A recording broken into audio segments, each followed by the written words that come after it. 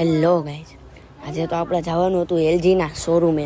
કેમ કે આપણે ફ્રીજ છોડાયું હતું તેનું ગિફ્ટ લેવાનું તો રહી ગયું હતું બાકી.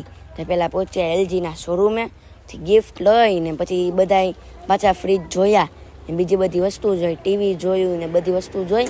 પછી પાછા નીકળી ગયા આપણે. પછી ગિફ્ટ આવી ગયું આપણા હાથમાં, બરાબર. ગિફ્ટ લઈ ને પછી આપણે ઘરે આવી ગયા. ઘરે આવીને એની અનબોક્સિંગ કરી નાખી. અનબોક્સિંગ કરી ત્યાં આપણને કેટલી ને 2 કપ મળી ગયા. એ પાછી સ્ટીલની કેટલી હતી, જોવો તો ખરી. આમ ખાલી